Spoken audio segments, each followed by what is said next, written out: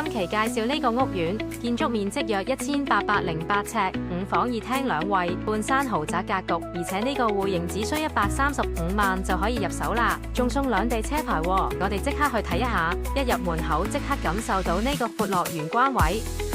轉個鏡頭，哇，6米中空客廳，落地玻璃引晒自然光入嚟，樓底高度可以掛水晶燈，招呼10幾個 friend 開 party 都唔逼傑。然後行過嚟飯廳，擺張10人大台都得。最正嘅係直通 U 型廚房，既可以擺放雙門雪櫃，又可以幾個人一齊煮飯。阿媽煮飯都唔使焗速，你打邊爐都唔怕油煙供出廳。再過嚟左手邊第一間係1樓客房，老人家或者工人姐姐住最方便。開發商依家改咗做書房，大家亦都可以參考下。隔籬就係公衛，乾濕分離。再行入啲，呢間係細路房，空間夠晒大，夠晒位擺放書台同大衣櫃，窗台可以改造成玩具收納區。隔籬仲有一間客房，朋友過夜都可以安排。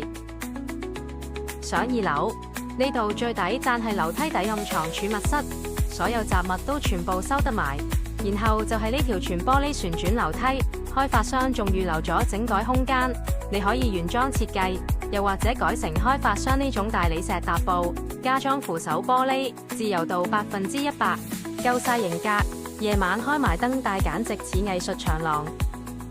上到2樓休息區，呢個位最正，坐喺度飲住紅酒，一眼望落中空客廳，樓下仔女玩緊都睇到實，仲可以擺張按摩椅，對住全景玻璃睇山景。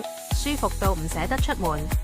然後入面就係主人房區域，3面落床夠晒闊落。行入少少就係2樓獨立衛浴，乾濕分離空間夠晒大。隔離客房仲可以改成書房，加道趟門就變私人 office， 而且正對住嘅空間仲可以改埋做衣帽間。再推開玻璃門，哇，20尺大露台，朝早做瑜伽，夜晚燒烤都得。嗱，135萬咋，買半山別墅喎，仲送兩地車牌。如果有興趣嘅朋友，即刻後台私信我哋幫手地產，即送你神秘購房大禮包。